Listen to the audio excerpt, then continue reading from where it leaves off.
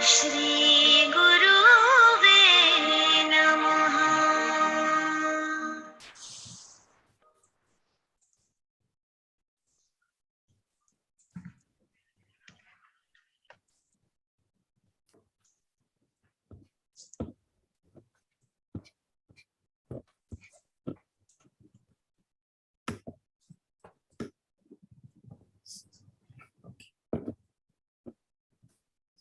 So a very good evening to everyone who is present here, and a warm welcome to Professor Shyam Menon, who is we have the privilege of having with us today. To start this program of Teachers Day at BML Munjal University, I would first invite our Vice Chancellor, Professor Dr. Manoj Arora, to give a welcome address. Thank you, Preetham. Professor Menon, the chief guest of today's function, and my dear colleagues, I welcome you all to this virtual Teachers Day celebration at BMU, though I am in campus today. Naturally, it is the most important day in the lives of all individuals and academicians as well, who shape the lives of many. On this day, the Guru Shishya love blossoms when we remember our own teachers who have been instrumental in making us who we are today. Happy Teachers Day to all of you.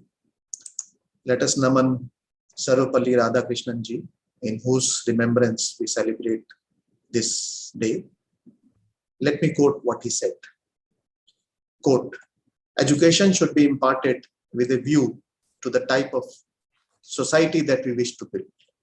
Unquote. What a relevant quote even today. Perhaps we have derailed a bit in imparting education to the current generation. Somehow, teaching is now looked upon as a profession and not passion. Why can't we make it as a passionate profession? Why can't we, the teachers, become obsessed with this profession? Now, in order to be obsessed with this, one needs to put in a lot of hard work. To put in a lot of hard work, we need to be disciplined, respectful, and patient. Now, if I give due regard to these simple attributes, we can lead the path of several individuals and bring them from darkness to light, the meaning of Guru. The current generation and the future generations will always be different from the previous generations and will always be more intelligent and smarter than the previous generations. You as teachers are creating future generations. So therefore, you as a teacher should have a vision which needs to be unlimited. You need to be intuitive and far-sighted. For this, you all have to grow physically, mentally, and spiritually. You all have to continuously work on your body, mind, and soul if you want to become a passionate teacher. Further, the role of teacher in the modern world has completely changed. We do need to translate our universities into the traditional Gurukul systems when everything was hands-on and where every discipline will learn all the kalas or skills what we used to call. Let me give you an example here. Nalanda was established in the 5th century AD and survived till 1200 AD. It was devoted to Buddhist studies, but it also trained students in fine arts, medicine, mathematics, astronomy, politics, and the art of war. Take another example of Takshila. Students used to enter at the age of 16. The Vedas and the 18 arts, which included skills such as archery, hunting, elephant lore, were taught to everybody, to law school, medical school, and school of military sciences. Now, in the modern world, we all call these as experiential learning, hands-on learning, collaborative learning, peer learning, interdisciplinary learning. and other very attractive and catchy words. So let us all reread the history of Indian education system, which is the oldest one, but is still relevant today. So why can't I convert my classrooms into discussion rooms? Why can't I have a class under the tree with the nature? Why can't I take a class at the site where the equipment is placed? Why can't I share all the knowledge in the form of a set of activities rather than just speaking to a bunch of people there? So there are many ways. So as a teacher, I think we just need to change. And if we make a delta change every day, I would transform myself, and so would transform my students, and hence can make transformations in learning, which we call as transformative learning, and which happens to be one of our strategic goals also of the next 5 years. So it's a matter of transformation at every level. So good luck to your careers as a teacher. Just enjoy it. The more you will enjoy your teaching, the more satisfaction will happen. So today, friends, when we are celebrating Teachers' Day, we have another iconic figure with us who has been greatest of the teachers and researchers and fond of liberal arts education. His subject has been education, and in particular teacher education, if I am correct, Professor Menon. So I welcome you again to this function and thank you for being with us today. Professor Preetham obviously will have a fireside chat with you. Finally, I must thank our HR team of Charu, Nandita, Harish, Yogendra, and also Professor Preetham Barua in organizing this function. Wish you all the best. I hope you will have an entertaining session. Thank you. Thank you very much, Professor Arora. And as you said, all of us perhaps aspire to make teaching a passion rather than just a profession. And, no better day to be reminded of this as, maybe it's the 6th today, but on Teachers' Day. It also gives us, great pleasure to have with us Professor Shyam Menon. And as Professor Arora has said, is one of the foremost intellectuals in the field of education in India. Professor Menon has taught for many years at the University of Delhi, and prior to that at the Indira Gandhi National Open University and MS University of Baroda. Presently, he is with the Design Thinking Institute, aptly named as Srishti, and he was also the first Vice Chancellor of B.R. Ambedkar University, Delhi, where he served for 10 years, leading a team of scholars and professionals, setting up several interdisciplinary and innovative academic, professional, and research programs in the social sciences, humanities, and liberal studies. He's trained in curriculum studies, science education, and teacher education, and he has long been a practitioner of institutional development and renewal in higher education. You might have all read several of his pieces that he has written in leading national dailies on every policy development in the field of education, and he has been fearless in speaking about the latest developments and made policymakers think about whether we need radical changes in the policies that we have more recently. So, Professor Menon, a warm welcome again. And it is my privilege to join you on what we call this fireside chat. I think the weather is cooling down a bit in Delhi. And the topic that Professor Menon has chosen is, in a sense, a disturbing one, which is the university teacher in a post-truth world. So just to say a few things about post-truth, in 2016, Oxford Dictionaries made post-truth the word of the year. And they defined it as where objective facts are less influential in shaping public opinion than appeals to emotion and personal belief. And we have seen this as a concern that has risen all across the world. It's really interesting of what the British philosopher A.C. Grayling said in an interview with the BBC. He called post-truth a corruption of intellectual integrity and damage to the whole fabric of democracy.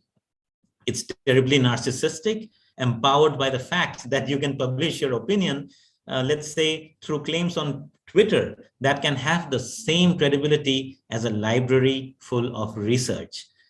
For sure, this is not only a challenge to teachers, but the enterprise of education as such. So, Professor Menon, we are eager to know why you think this is an important topic and what you think of this era of post-truth in which we are living. Well, the list of topics. So, thank you very much, first of all, Professor Arora, and thank you, Professor Barua, for having this fireside chat. And in Bangalore, I need a fireside chat because it is getting a little.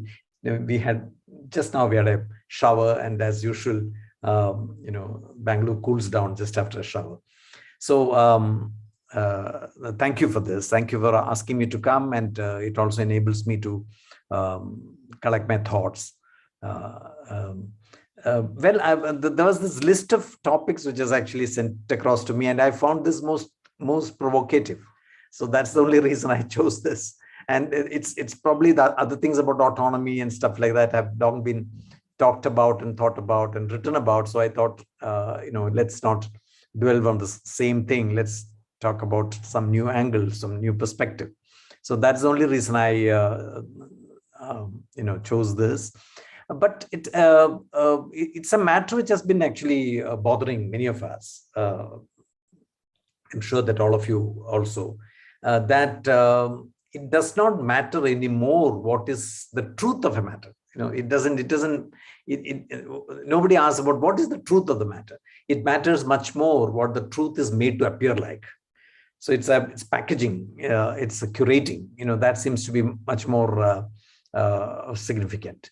So the choice between a quest for truth or curating a set of information and making it persuasive for an audience to accept it as truth, that seems to be the kind of enterprise this post-truth business is. Objective facts may lack that persuasiveness, for it demands a certain amount of analysis and interpretation from the audience, so that you have to do work to engage with something which is presented to us. And there is a prevalent tendency of laziness. There is people do not want to get into these kinds of serious intellectual scrutiny. There's a tendency to accept uncritically pre-digested analysis as a given piece of wisdom. And I think it's also our times. It looks like that. I think probably we had too much of skepticism and too much of contestations between warring ideas. That now it's about time. I think many of us seem to be now looking up for somebody to tell us what is the truth, what is the correct picture. What's therefore persuasive are stories with a definitive narrative, with an inherent emotional content. That's what Professor Barua also said just now, that emotional content is very important. And it also has to be stories, because stories are the ones which, when you infantilize yourself, you go to the extent of, regressing to the level of being carried away by stories. So, in fact, Yuval Harari, it talks about this whole, the strength of the power of stories. And he says much of what we see around us, including the banking system, the monetary system, everything is actually made of it's fluff. It's made of stories, which I think all of us believe in. So and these stories have to have a definite narrative. Nobody liked open-endedness, and nobody likes to sift between various different possibilities where the stories would lead. It should have an emotional content which actually resonates with something which is deep belief in us, and particularly beliefs like grievance. There is a transgenerationally inherited feeling of aggrieved. When it is addressed by certain kinds of interpretation of the reality, you tend to get into that. So there is a victimhood stuff. Either it is grandiose or victimhood. In fact, both are in a way paranoia. There is a delusion of grandeur and a delusion of persecution. So both these actually form the receptive ground for post-truth narratives to take place. So I would look at it that way. So universities are do face the challenge because we are in the business of pursuing truth. So and we are also in the business of training people to pursue truth. So that makes it difficult for the universities to carry out that traditional activity with in this kind of a scenario. So it's really interesting what you have said about stories. But to take on from there, do you think that this challenge of post-truth, which is mostly spoken of in terms of the social sciences, social cohesion, democratic politics, intellectual culture, do you think it is also a challenge for disciplines such as engineering or management or the pure natural sciences, or is it something which is relevant only for those who are teaching the humanities and the social sciences?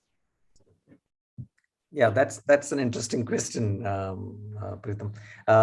This affects the practice of, in fact, the post-truth scenario and the kind of compulsions that it puts forth affects the practice and teaching of the social science and humanities, and that's very, very obvious. I think we do not really need to. I mean, the history, the way it is being interpreted, the various multiple interpretations that are possible in it, and when we say that, and the postmodern kind of take on it, saying that history itself is one of the many narratives which are possible. When you say that, then I think it's like anything goes. So in this scenario, I think we have gotten into what may be called a nihilistic, anarchist kind of a situation, where I think you can package anything as truth. So that is, I think, a very obvious example in the case of social science and humanities. But it is quite substantially challenges the practice of engineering and management also. And I'll come to the natural sciences in a minute.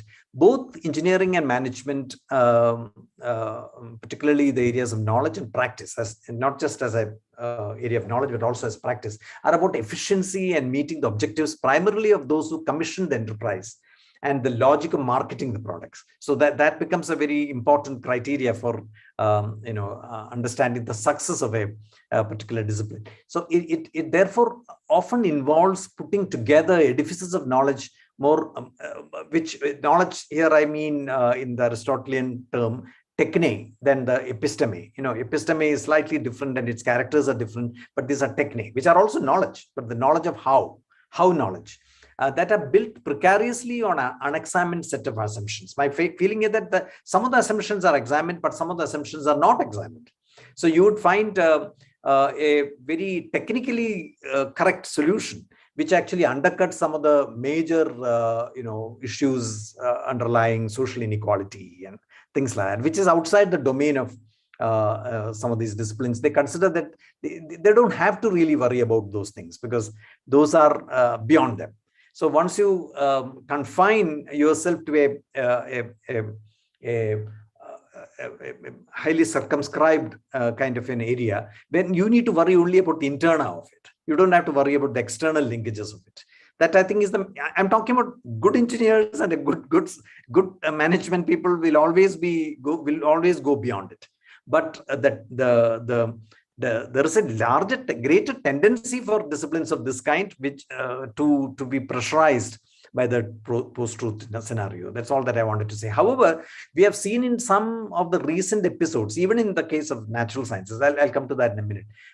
We have seen in some of the recent episodes associated with pandemic all over the world, not in India alone, how even medical sciences have been subjected to enormous pressure of curating facts and dressing them up in order that they serve the purposes other than the pursuit of knowledge. So it will be the purpose of order, which is public order is a very important criteria for public policy. So in order to maintain order, you need to probably hide some of the facts and not project them as much as you should be, etc. And this is also the case with natural sciences, particularly when they have interfaces with public policy and political processes. For example, when it comes to environment and ecology. Though environment and ecology, again, is a place where I think the scientists are somewhat muted in the stating what they have to state, because they do not want to rub the wrong way with the very institutions which actually make their enterprise possible, the ones who fund them. So it also becomes an existential kind of a dilemma for them. I may be oversimplifying the whole thing, but this is how I look at these three areas. So what you have said is interesting, and it shows things from the perspective of, rubbing, those with coercive power the wrong way. But then there is the other side of the post-truth phenomena, which is when a teacher stands in the classroom and the students they already have all the information, perhaps they have more information. And we often go on to say that, our students also now are very firm about their beliefs because they are tweeting, there are social media posts on everything. So do you think there are ways in which we can stem this tide of, prioritizing one's unexamined beliefs over well-researched ones? Or even to say that, sorry, I think there's some background noise. Can mute themselves, please? We need to mute. IT, could you please mute? Yes. At your level? Okay. Yeah, that's better. Yeah, thank you. Thank you very much. So I was saying that, what do you think teachers can then do? Because we often say that the classroom is a place for discussion, for debate, and, we don't just give information, and almost these ideas have become perhaps platitudes. But are there ways in which teachers can really start now thinking creatively of how to utilize the classroom space in a way where we can stem this, push from this post-truth phenomena? I think the primary way of doing this, Pritham, is, in my opinion, is to create greater convergences between teaching and research. I think at the moment, teaching and research seem to be going in two opposite directions, and particularly in the, when I deal with promotions in public universities. I mean, you may not have to face this in public universities where all my life I've worked. When we have to deal with issues of teacher promotion and recognition of their, so then what is considered is the API score, as you know, and then there the research is what counts most, and then teaching is considered to be some kind of a you deal with it apologetically, half-heartedly sometimes, because when you are so eager to make your count. So all this epitomizes in some sense the divergence that exists between in the present way of looking at things between teaching and research. And I think what we need to bring, good universities need to do, is to bring greater convergence between teaching and research. But the teaching at the university stage has to follow the logic of research. I mean, the intellectual processes, openness to the possibility of having to review or even abandon earlier conclusions, the firm rooting in exploratory, explanatory and analytical systems like theory. At the same time, readiness to question and deconstruct the assumptions underlying such theory, the rigor of exploration, collection of evidences, not regressing to a teleology. That is a very, very important thing. I think we say in policy research, there are evidence-based policy and there are policy-based evidences. So if your policy needs a certain kind of evidences, then you generate them through your research. That becomes what I would call apologia. So that's not really, that's vulgar research. And not regressing to a teleology is very important, and ethics of the research, and that's also part of the ethics of research. At the postgraduate level particularly, I feel the training in a discipline has to be through practicing of that discipline. It cannot be textbook based. You cannot separate out theory and the teaching and research. It is more like working in the trenches by the infantry soldiers in the very frontiers of knowledge. So you have to be there to make the incremental advances in the discipline. So the postgraduate students themselves will be participating in this process of exploration on behalf of the whole disciplinarian community. So I think is probably the way to bring about this rigor of questioning and not creating an attitude towards not accepting things which are just presented as assertions, which are not substantiated with evidences. So those are the kinds of things which I think teachers should indulge in. And I think that's probably what Professor Arora talked about Nalanda. Nagarjuna's ideas were largely about the process, intellectual processes. He was a skeptic, and he encouraged skepticism even on although it's a Buddhist universities, but the paramountcy of the Buddhist canons were themselves subjected to question in the university, and that was how the Nalanda system developed. So the questioning was a very much a part of the whole, even the religious rigor and intellectual rigor as well. So I think that I agree with Professor Arora that I think we need to probably make some critical linkages with our own past, and definitely Nalanda would be one of the traditions which we need to revive. So what you have said, seems to, though it shows a positive path towards what we could be doing, but it also seems to challenge some of the commonly understood ways in which higher education is looked at. For example, often the traditional way of distinguishing between undergraduate and postgraduate is that postgraduate is what you have said now, and undergraduate is where we build the foundations by giving information and so on and so forth. But in this post-truth world and the kind of informational explosion, it seems that we are slowly blurring the lines between the two. And therefore, the teacher now has a challenge in front of them that how do I integrate my research, or how do I start dealing with a classroom where there seems to be just not abundance, but perhaps, a kind of saturation of information. Yeah, so that is very true. And primarily, it seems to be in India that we are in several universities, even like ours, where undergraduate populations are really big. So do we have to start thinking creatively about undergraduate education and abandon the traditional distinction? You're very right. I think undergraduate education is the kind of the most vulnerable part of higher education, frankly speaking, because of its size, because of the certitudes which are expected for undergraduate students. But what I think we must remember, and many undergraduate teachers, I keep reminding them, always when I talk to them, saying that 80% of their students are not going to be practitioners of their discipline. 80% of their students are going to go to general studies of some kind. I used to tell my history colleagues, how many of your students at the undergraduate level become historians?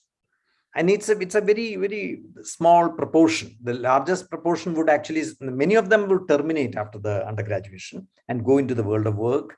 And a good chunk of people would move to other areas like management or journalism or something else. And it's actually a minority which actually going to vertically integrate themselves to the training in history. So I really feel undergraduate education needs to be looked at, there has to be an introspection in undergraduate education from this perspective. So what I think is like there's an old maxim in among pedagogues like me. We used to say that what is mathematics? And the answer is mathematics is what you retain after you have forgotten all the mathematics that you have learned at school. So which actually means that there is a whole how do you put it, a body of knowledge which is part of any discipline, which is actually jettisoned sooner or later from our cognition. But there are some elements, some basic conceptual schemes, there are certain assumptions, certain ethics, certain habits, certain analytical habits, and so on, which remains with us all our life. I always consider myself lucky to have had an undergraduate in physics, and that is, and I've been lucky to have been taught by good physics teachers. So one didn't really learn physics by committing formulae and other things which we did not understand to mind, but rather questioning, thinking, and so on and so forth. And some of those kinds of things have remained. I must have forgotten most of the physics I've learned at college, but that basic approach to engaging with knowledge, which I think disciplines like physics has taught, has retained all these years. So that, I think, is the way in which undergraduation needs to be looked at. I think we need to really look at a process approach rather than substance content approach in undergraduation. The national education policy of 2020, I may disagree with many things, but also one thing which is very something which they have been talking about, which is good, is the gradually we must develop into a research orientation in undergraduation itself. And they differentiate between 3-year programs and 4-year programs, and the 4-year programs have to culminate in more or less open-ended capstone of an open-ended project where they actually undertake research and so on. So what you said, but however, having said that, the base of our pyramid, the higher education pyramid, is the Mufassal level colleges. We need to understand that what exactly would be the kind of education that those kids, most of them, the first generation seekers of higher education, what do they really need? And that, I think we need to repackage undergraduation in that sense. The information orientation, the memorization orientation, the examination orientation, these have to change, frankly speaking. Most of the countries have changed these things. We have somehow got stuck into these kinds of things even now. So undergraduation is a good point to start. Yes, and that was, very revealing, and also to know that your undergraduate education was in physics. And some of the terms that you employed, conceptual scheme, sounded also, coming from mathematics, a philosophy of mathematics, that perhaps we need to think about the anatomy of all this information and concentrate more on that which will stay with the students rather than just the information, floating around. So yes, I think, at least personally for me, that's a very fruitful way of looking at it. I want to change gears a bit and ask you something about which BMU is very passionate, and which is about interdisciplinarity. And you were at Ambedkar University, and which was seen as a paradigm, and also still seen as a paradigm of interdisciplinary education, where you don't have really schools based on disciplines. So, but don't you think that somehow interdisciplinarity sometimes becomes the license for the same kind of culture as post-truth world reflects, that spreading itself too thin? So how can we make both authentic and rigorous interdisciplinarity perhaps possible? I know it's a big question, but we would love to hear from you on that. You said it quite correctly, in the sense interdisciplinarity is not indiscipline. Being interdisciplinary doesn't mean that you are abandoning discipline. I think that is often, in some cases, I would say, again, the vulgarity that comes into in what do you call it, quick and dirty research that people come out with, where they feel that interdisciplinarity is a excuse for them not to get into the depth of theory and the depth of conceptual understanding of a particular phenomenon. Because just because it can be looked at from multiple perspectives doesn't mean that we abandon perspectives altogether. So that is something which we need to keep in mind. But setting up an interdisciplinary group has been one of the most difficult tasks. If I look back at Ambedkar University's, it's my experience in Ambedkar University, I feel that that has been the most critical challenge. Partly also because the entrenchment in disciplinary orientation is so deep in everybody that they feel really fish out of water when they are put in a group peer group who do not understand your language. Because the people who can't understand your vocabulary, your lingo, your jargons, it's an experience of, you feel that you are nude. You are not wearing anything. You always use these things to cover yourself up. That is a tendency. We always look for want to regress to comfort zones, and we do not want to transcend those comfort zones and work with people who talk a different language. But if you see, I was reading this book by Venki Ramakrishnan. I think I mentioned to you.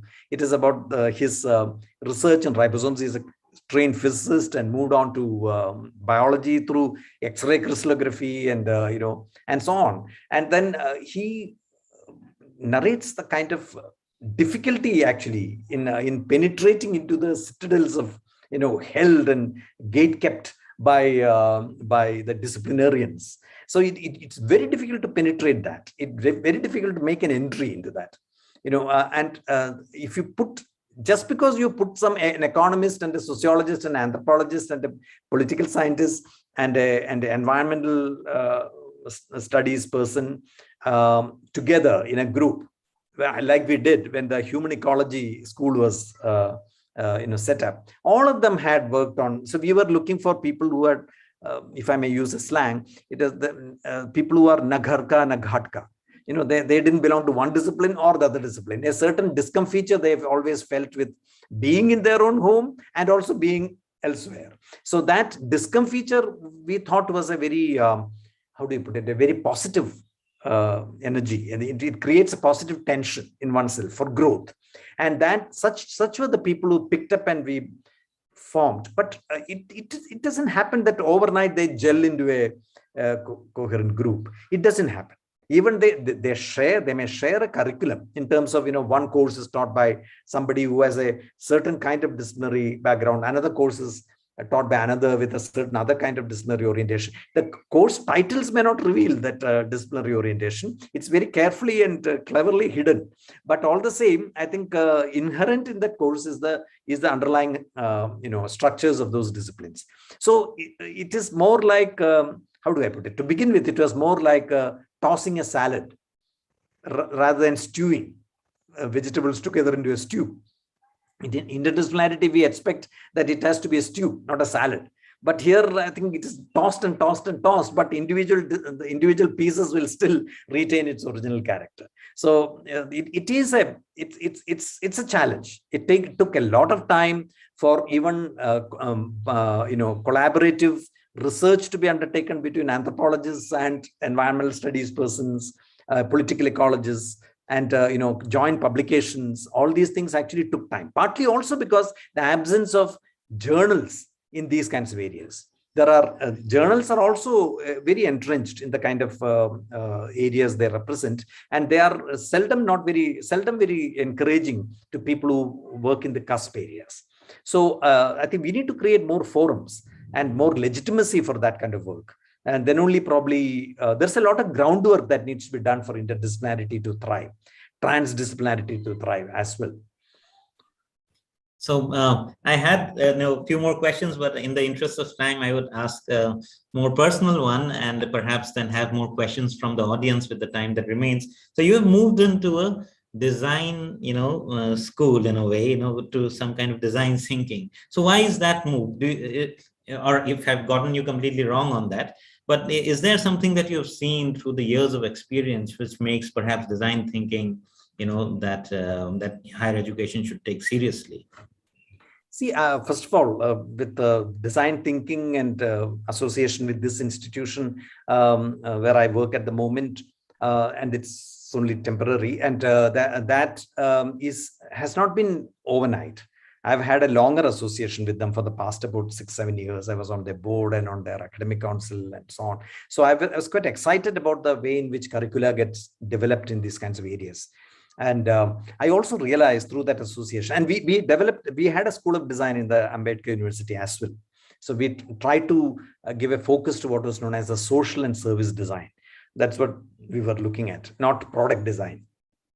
But in retrospect, I feel, there are willy-nilly, there has been a lot of design thinking that has gone into the way in which we have operated, not just in Ambedkar, but also back in Delhi University, where I was part of the university administration.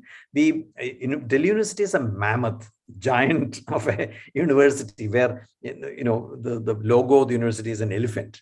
And that elephant, you have to move the elephant means you have to really prepare it for a long time for it to concede to moving it a little bit. So that's the way in which university also works. This is not a fault. This is the character of a large institution. So in order to, effect a change, you can't really, it's not a frontal thing. You need to really take it through certain steps and, for instance, creation of champions. If you really want to create a change in your system which you lead, then first of all, that change idea should not be yours. Even if it is yours, you should hide it. You should actually get others to own these ideas and become champions for these ideas. Then only things will become. If it is your idea, people will actually say, reluctantly accept it because for deference for the position you hold, but it hardly ensures its sustainability.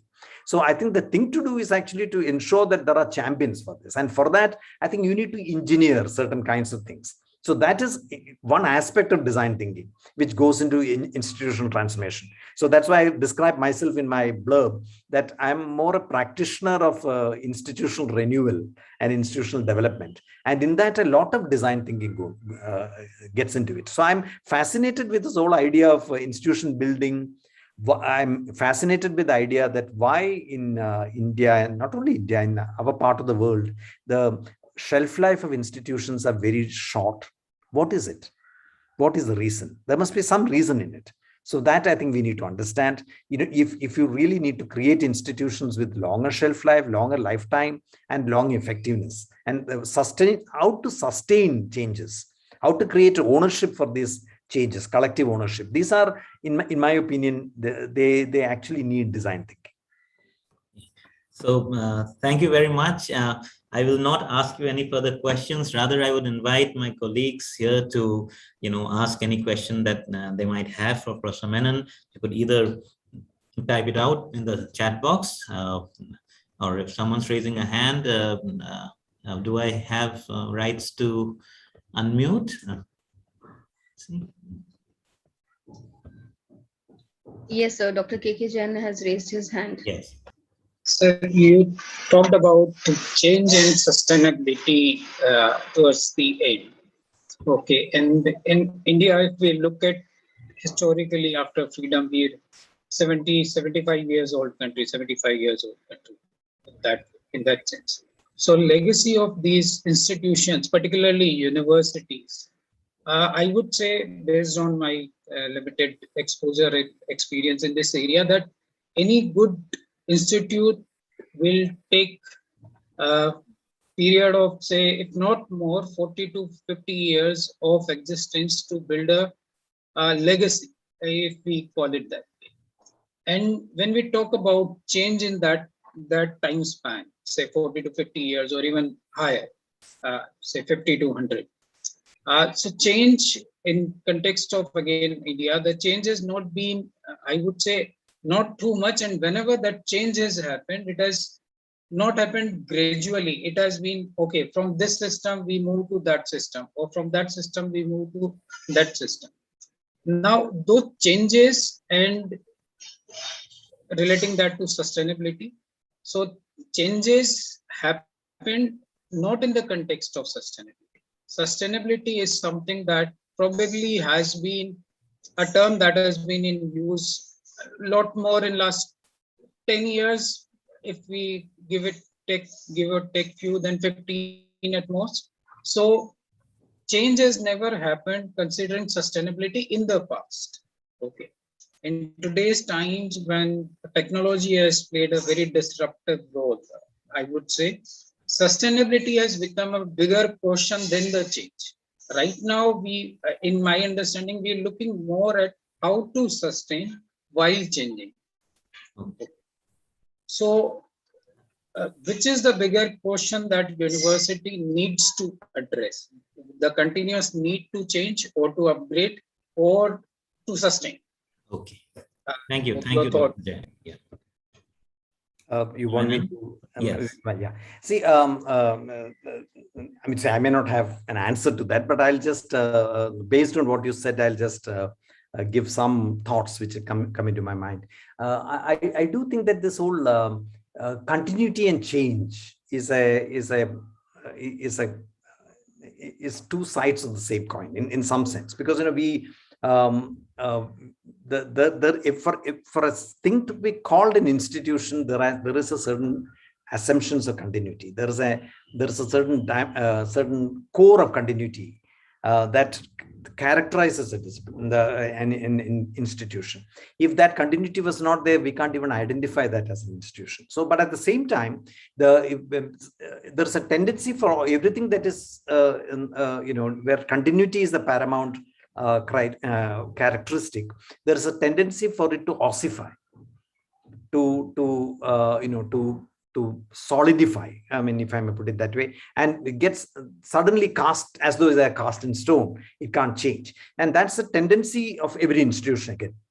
So the institutions set to sort of, it's like a plaster of Paris. You actually mold it in a certain manner before you can say Jack Robinson, the whole thing has been set, cast. No, you can't change it. So that this process is a very, very difficult one to deal with, because the inertial, there's a dynamic dimension and there's an inertial dimension, and both these dimensions are in a way intertwined. And a good leadership is one which actually takes both aspects of it and marries it and takes it forward. It's not easy at all. People have failed. I have failed in Ambedkar in certain aspects. Some of them have been successful, but this continuity and change is a problem. But in India, particularly, not only India, but in the South Asian countries and traditional countries like ours, probably in other places as well, I do not know. I don't have much knowledge. There is a tendency of deference. Whatever comes from above, we tend to take it as sacrosanct and unquestioned. Therefore, what happens in many institutions is that, when the Vice Chancellor's office is actually a duration of 5 years. So I used to comment in certain institutions that the hard disk gets reformatted every 5 years. So you forget what happened in the past, and you are not concerned about what's going to happen in the future. You are living in the present at the moment, because history begins only when the new leader has come into the university, and the history ends when he goes or she goes, and then there's another person comes, history begins again. So these are all episodic history, which I think institution is going through. Larger institutions like Delhi University, etc., has, because of its very size, there are certain there is a momentum, which actually there's a moment of inertia, which is actually set up, that which actually the motion will continue no matter whether somebody is pushing or not. And even if there are changes in the leadership, it doesn't percolate down to the working of individual institutions and classes. But small institutions are much more vulnerable to this. So you suddenly start changing and talking a different language. Because people are not convinced. The participants are not convinced either way. It's to give a joke, to bring an old Birbal story into it, you must have heard about this, that there's a time when, Akbar praised Bengan, that is brinjal or eggplant, quite a lot, that in his kitchen, in the cook started cooking eggplant every day. So all the courtiers said that, oh, eggplant is the greatest vegetable in the world. And then Akbar got quite fed up with eggplant and said that no more eggplant in my kitchen. So then everybody says, yes, it's a terrible vegetable. It should never be cooked. So Birbal also said the same thing. So Akbar asked him, why are you said the other day the eggplant has got a crown which the God has given it because of its virtues. And today it says that God has given it a thorn going into its head because of its vices. Why are you saying this? Then he said, and that's very, very, very symbolic of our times and our cultures. He said, Your Majesty, I am your slave. I am not the brinjal's eggplant slave. So I have no loyalty to the eggplant. I have loyalty to you. So in a similar manner, in institutions also, this happens many times, in public institutions. And, when there's a new kind of leadership, there's a new kind of rhetoric gets developed, and maybe good. I'm not saying that those are bad, but the people are not completely, they have not examined the implications of these things before jumping into the frame.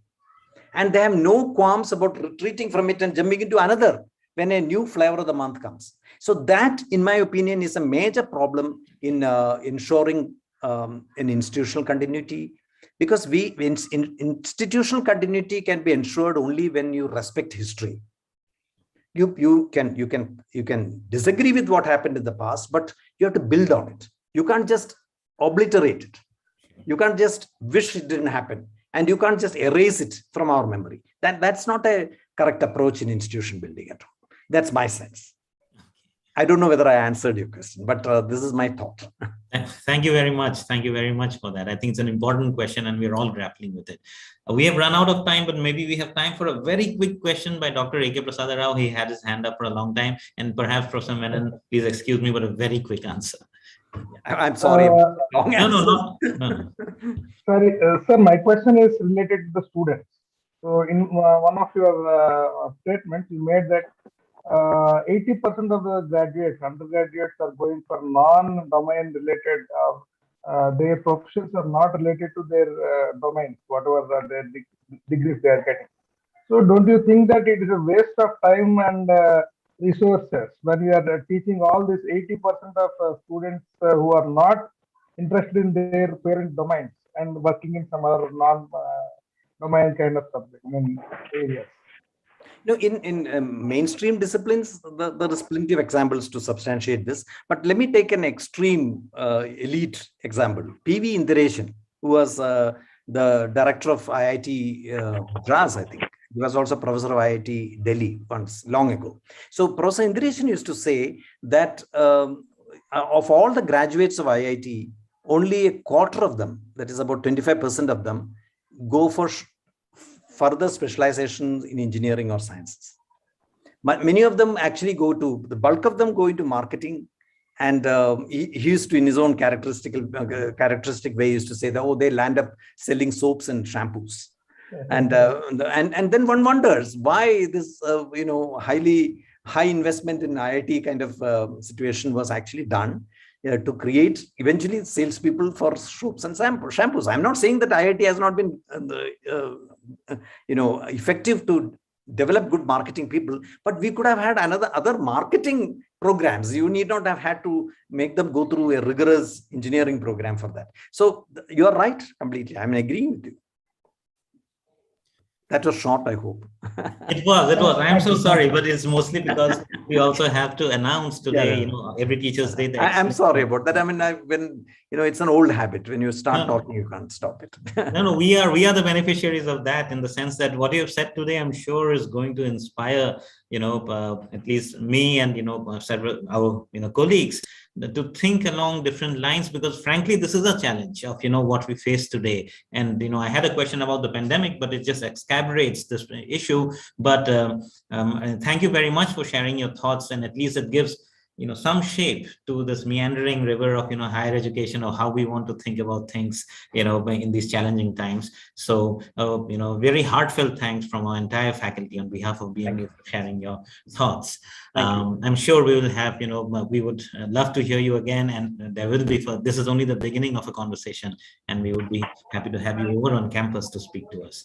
But now it is it is time for us to announce the Excellence in Teaching Awards, which are announced on every Teacher's Day. And I have the pleasure of announcing the awards today. And Charu, if you would kindly change the slides. And we have chosen 3 excellent teachers for our Excellence in Teaching Awards. And they are Professor Menon, Dr. Jaya Ahuja from the School of Management, Dr. Devanjali Redden from the School of Engineering and Technology, and Mr. Aditya Pratap Singh Rathore from the School of Law. So they are our winners of the awards today. So if you would like to say a word or two to the winners of our Teaching Excellence Awards, and if there's something that you would like to say in how we should think about excellence in teaching, and there are a few citations after this, which I will read out about each one of them. No, I'll do just 2 sentences. All I can say is that, first of all, congratulations. This is a great recognition because, it also validates what you have been doing.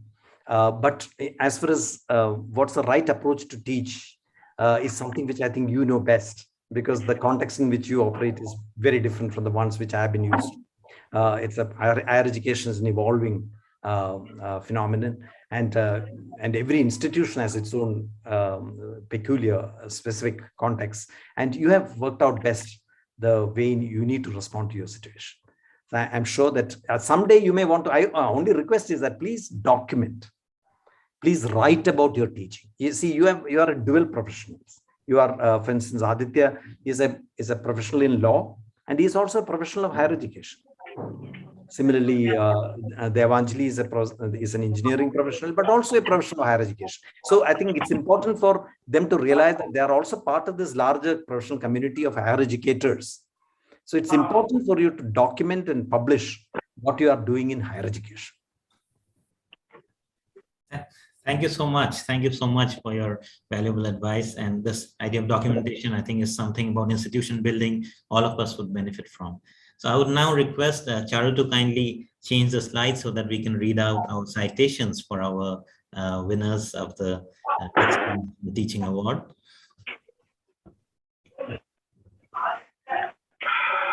So, congratulations, Dr. Jaya Ahuja. Dr. Ahuja joined BMU as an assistant professor in July 2018. She has over 13 years of experience in academics and research. Her qualifications include PhD and MPhil in organizational behavior. Dr. Ahuja is committed to creating a positive learning environment for the students. She believes in creating learning opportunities for her students by discussing new research and innovations in management. Her pedagogical approaches include experiential and discussion-based learning. She uses innovative techniques in her class to make learning fun. Her way of engaging with students is what makes her classes interesting. She brings a lot of new ideas and applies adult learning theories. She focuses on building problem solving and critical thinking approaches for her students. Next slide, please.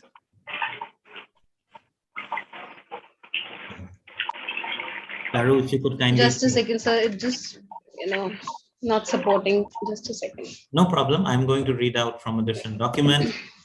If you would bear with me. Dr. Ahuja's primary motive is student learning and encouraging students' curiosity in new management techniques and technology. She is an MBTI certified trainer and conducts psychometric profiling for the students, which helps them in understanding self-developing competencies, making career choices, and team management. She is approachable and has a good rapport with the students. She is a problem solver and makes students take initiative. She conducts outbound learning training for her students and believes that learning need not necessarily be inside the classroom. She follows the approach of learning by doing for her students and herself. She is a certified mentor and coach approved by Scottish Qualifications Authority, the United Kingdom. She has a number of publications in international journals and international conference proceedings. And she recently conducted and coordinated a training program on emotional intelligence and freedom from stress for Vitality Living for 200 academics across India, sponsored by AICTE Learning Academy. At times of the pandemic, this is something all of us could benefit from. It is therefore a great pleasure for BML Munjal University to honor Dr. Jaya Ahuja with the Excellence in Teaching Awards for academic year 2020-21 on Teachers' Day, 5th September 2021. Congratulations, Dr. Ahuja. Thank you. Thank you so much. Congratulations, Jaya. Thank you, sir. Thank you so much. So, Jaya, would you like to say something quickly about your teaching? We have just a minute or so, but something from you would be very valuable. Yes. Sure. First of all, I would like to thank, and I'm really grateful for receiving this Teaching Excellence Award. And trust me, and from the bottom of my heart, I'm thanking BMU team and especially my students.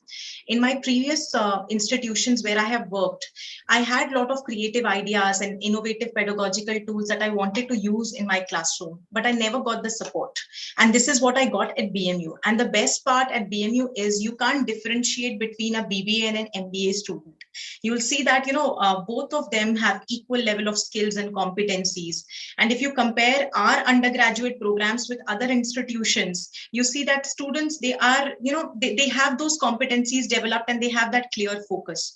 So I try my best to involve the students in discussions and, use, it's not about one-way teaching. It's not about lecture-based method. It's about a two-way communication because students, we can also learn a lot from them. So thank you so much. Thank you so much, everyone. Thank you very much, Chair. Thank you. So in the interest of time, what I'm going to do is perhaps read just a short part of the citation, and perhaps the awardees can then say a quick word about, their experience of teaching. So next is Dr. Devanjali Relan, and Dr. Devanjali joined BMU as an assistant professor in 2019 with over 9 years of experience.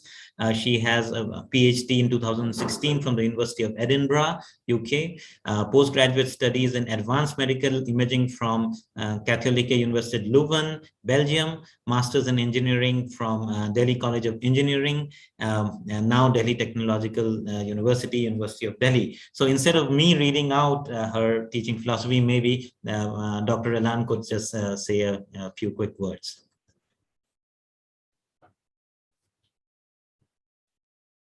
Dr. Devanjali, you're on mute. We can't hear you. You know? Yes. Is not moving. Yeah, thank you so much for believing in me, and I'm very thankful to all my seniors, my colleagues who believed in me that I deserve this award, and it's a very big award for the teacher specifically. And I just wanted to say thank you, and thank you so much. You make my day, and it's a great honor. Thank you so much. Thank you. Thank you so much. And the next slide, please, Charu.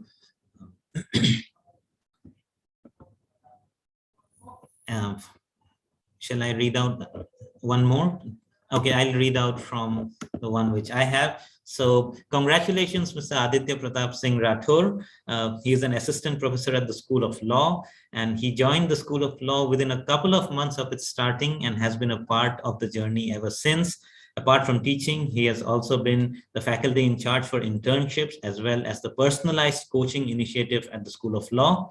He is an alumnus of National Law School of India University, Bangalore, where he completed his BA LLB honors, and Azim Premji University, Bangalore, where he completed his post-graduation with a specialization in law and development. He has more than 5 years of work experience, including teaching at National Law University, Jodhpur, and at NLSIU, Bangalore. So instead of me reading again, I would invite Professor Aditya Pratap Singh Rathore to say a few words.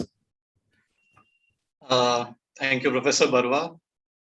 Thank you, everyone. I wasn't expecting this, but I would just like to say thank you to all my colleagues, because I think everyone knows that sometimes I get stuck with an idea and I really need to talk it out. So whether it has been Anubhav, Kavita, Vivek, or Fahad, they've been really helpful. And I often call them for some of the sessions in my class, so they always readily agree. So I think this teaching thing has become fun because of the cohort that we have. When I mean cohort, I mean the group. So I'm really thankful to the team, because I think they've really helped me push myself, whether it is about dealing with students. Kavita has given some timeless advice with respect to that, because of all the experience she has. And the discussions I can have with Anubhav and Fahad, I can't even mention, because sometimes, especially during during the days of online teaching, apart from interaction with students, there was not much interaction that we were getting, but discussions with Anubhav and Fahad were really useful. So thank you. Thanks a lot. Thank you very much, Professor Aditya, and congratulations again. And now I invite Professor Jaskiran Arora, who is Professor and Dean at the School of Management, to give her message to our colleagues and to the winners. Yeah, Charu. Yeah. Please go ahead. I think. Our IT team, let's just share the message from the students for the teachers. There's a short video.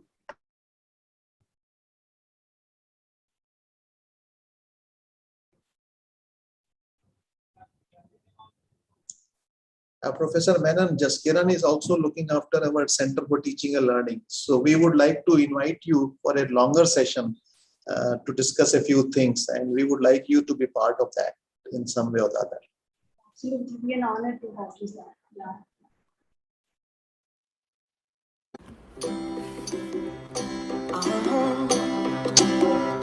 If you ever find yourself stuck in the middle of the sea, I'll sail the world to find you.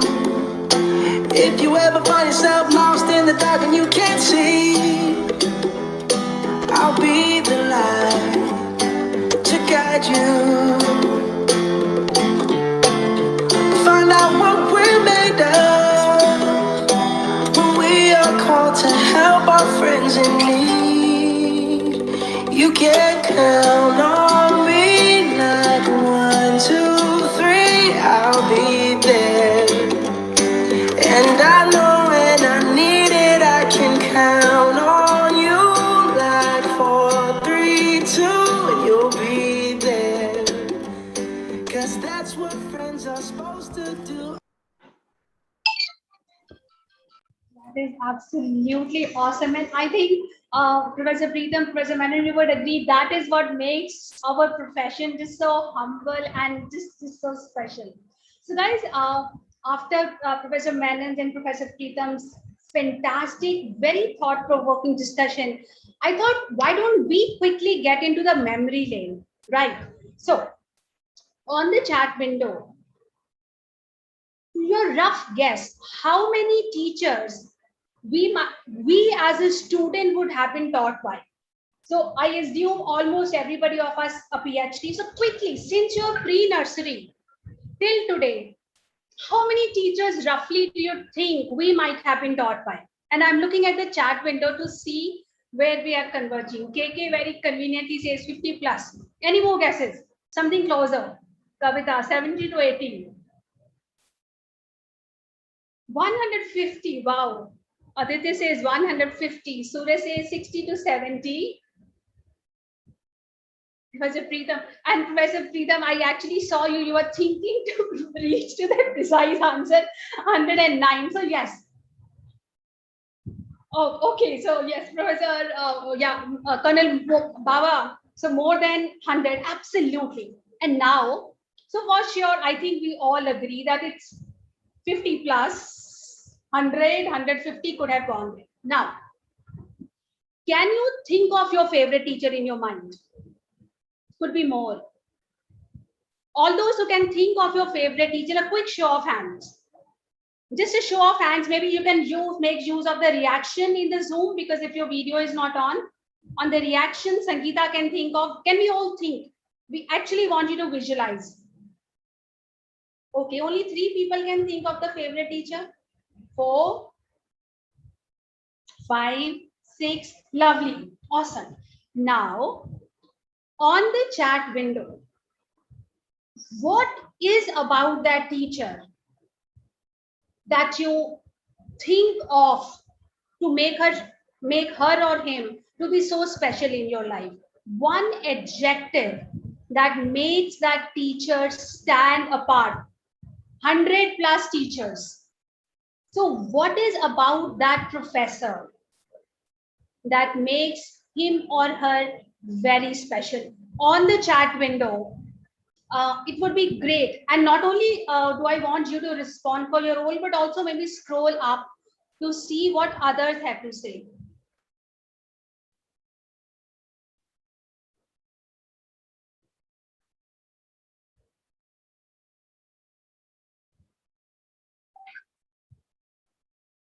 Absolutely.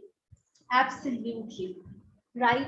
And if all of us, and if you could just maybe look at those messages that have come, it's essentially the humility, the connection, the empathy, the ability to reach out to our hearts when we were students, right? So on this Teachers' Day, on the behalf of the Center for Teaching and Learning, from behalf of everybody of us here in this community, I think if we as teachers can reach out the hearts of our students, just like your favorite teacher did, I think we are done for life. So that was it from me. Wishing all of you a very happy Teachers' Day. Yeah, Charu, back to you, please. Thank you, Jaskiran ma'am. Professor Barua, to you, please. So now I invite Professor Anirban Chakraborty, who is the Dean of the School of Engineering and Technology, to give closing remarks. Thank you, Professor Barua. Namaskar and good evening to all of you. We had a wonderful message from our Vice Chancellor this morning by email. So, and very inspiring words at the start of this meeting. So thank you, Professor Arora, for your able leadership guidance. And I think under you, many of our teaching colleagues, faculty are doing excellent well. And we continue to, towards this journey of excellence. A very warm and thank you to Professor Shyam Menon. We were really inspired by your answers. Thank you, Professor Preetham, for hosting and asking the questions, which made him think. I think, and I think we enjoyed that conversation. Thank you, Professor Arora, Jaskiran ma'am, for doing that wonderful game. It brought back my childhood memories, and the teachers all flashed like a movie in front of my eyes. And I think all of us had this similar feeling. And you rightly summarized those qualities, the human qualities which touch students. Those are more important than perhaps a knowledge we impart in the classes. I wanted to thank the entire admin team, the registrar's office, the student welfare, finance, the HR for creating a wonderful evening.